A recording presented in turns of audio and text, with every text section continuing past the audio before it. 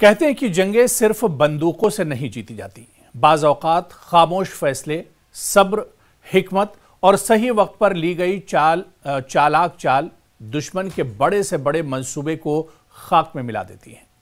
आज हम बात करेंगे गजा की, हमास की और उस तारीखी सियासी हिकमत अमली की जो उन्होंने अमेरिका और इजराइल के दबाव के बावजूद अपनाई और दुनिया को हैरान कर दिया।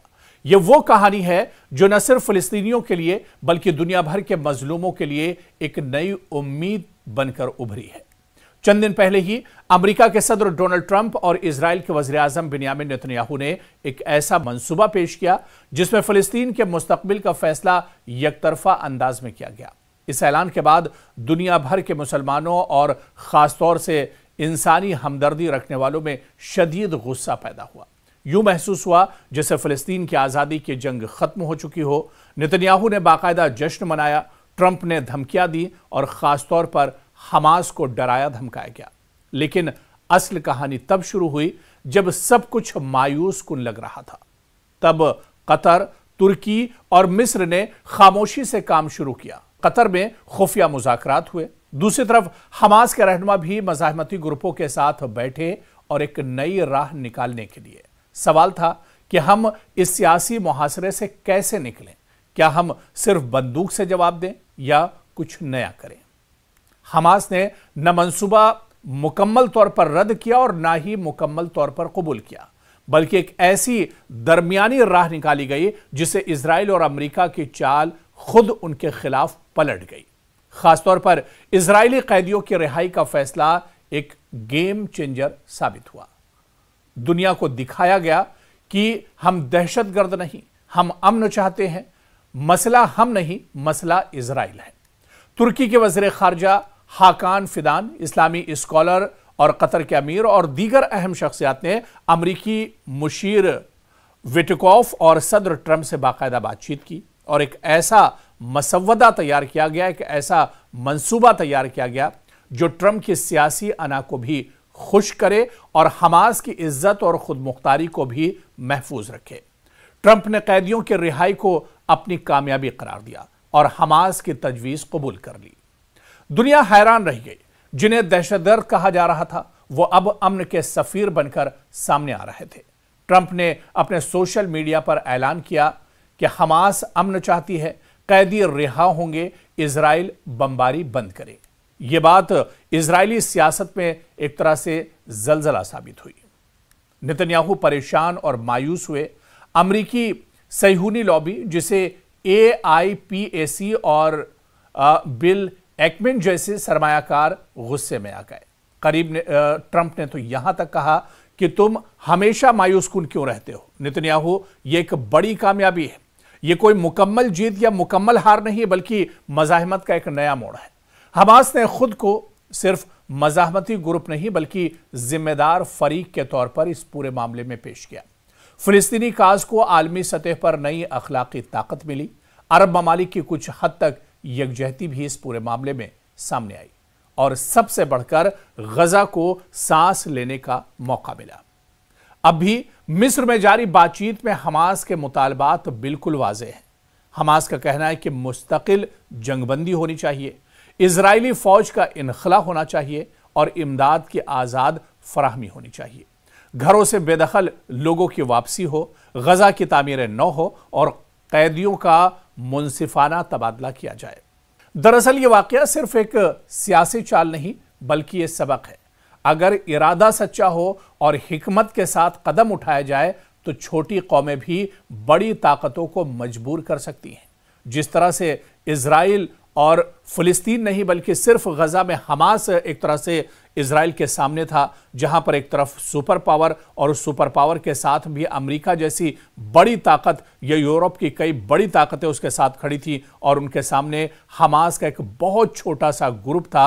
लेकिन जिस तरह से आप देखिए कि हिकमत के साथ ये कदम उठाया गया तो ये एक बड़ी ताकत बनकर उभरे।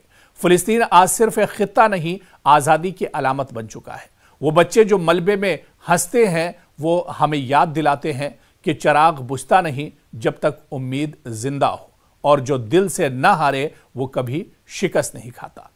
तो तारीख के सफहात पर यह वाकया एक बार फिर यह सदाकत, सब्त करता है कि कमजोर समझे जाने वाले भी जब अक्ल, हौसले और तदबीर से उठते हैं तो दुनिया की बड़ी ताकतें उनके आगे रास्ता बदल लेती हैं। गजा ने यह पैगाम दिया कि शिकस्त सिर्फ वही मानता है जो अपने दिल से हार जाए, और जो यकीन से लड़े वो कभी हार नहीं मानता और तारीख में एक तरह से जिंदा रहता है।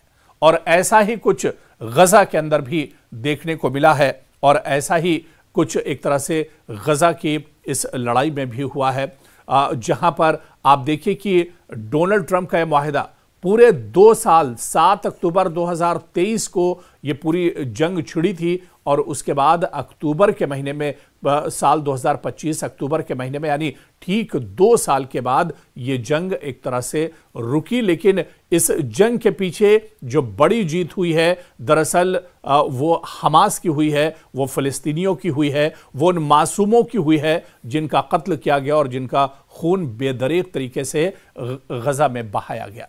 हालांकि गजा को पूरे तौर से इजराइल ने तबाह जरूर कर दिया, लेकिन फिर भी यहां पर इजराइल के बड़े पैमाने पर हार हुई है। जिस हमास को हराने के लिए, जिस हमास को खत्म करने के लिए, नेस्तो नाबूद करने के लिए इजराइल ने यह पूरी मुहिम शुरू की थी, इजराइल ने पूरी जंग लड़ी थी, इजराइल ने लाखों लोगों का खून बहाया था, वो हमास आज भी जिंदा है। और उस हमास के जो मुजाहिदीन हैं, जो लड़ाके हैं, जो विंग्स हैं, वो आज भी जमीन पर एक तरह से अपने काम को और मंसूबे को अंजाम दे रहे हैं। और आप देखिए कि दुनिया की इतनी बड़ी ताकत इजराइल अपने जो उसके बंधक थे हमास के पास, उन्हें पिछले 2 साल में एक तरह से छुड़ाने में नाकाम रही। यानी हमास के पास जो इजरायली बंधक थे उन्हें भी इजराइल पिछले 2 साल में नहीं छुड़ा पाया। हालांकि इजराइल ने हर तरह एड़ी चोटी का जोर लगा लिया, चाहे एयर स्ट्राइक की बात करें, चाहे बमों की बात करें, चाहे रॉकेट हमलों की बात करें, चाहे जमीनी लड़ाई की बात करें, सब कुछ गजा में इजराइल ने कर लिया। लेकिन हमास के पास जो बंधक इजराइल के थे उन्हें नहीं छुड़ा पाया। और यही सबसे बड़ी ताकत हमास की थी, जो इजराइल के बंधक उसके पास थे। और इन्हीं बंधकों को लेकर एक बड़ी डील एक तरह से इजराइल के साथ हुई है, और इजराइल को कहीं ना कहीं एक तरह से कमजोर होना पड़ा और एक तरह से झुकना पड़ा, क्योंकि इन्हीं बंधकों को लेकर बड़े पैमाने पर इजराइल में लगातार एहतजाज और प्रोटेस्ट होते रहे। तो वो छोटा सा विंग और छोटा सा ग्रुप मुजाहिदीन का, हमास का, जो पूरे तौर से एक तरह से मुकाबला कर रहा था गजा की सरजमीन पर, हमास वो आज भी जिंदा है। और उसी छोटे से ग्रुप से दुनिया का एक सुपर पावर यानी इजराइल और अमेरिका उसके सामने गिड़गिड़ाते हुए एक तरह से नजर आए, और उन्हें भी इस छोटे से ग्रुप के साथ इतना बड़ा मुआहदा और डील करनी पड़ी। यानी माहिरीन ये मानते हैं कि ये इजराइल की और अमेरिका की बहुत बड़ी हार है, जो हमेशा तारीख में याद रखी जाएगी।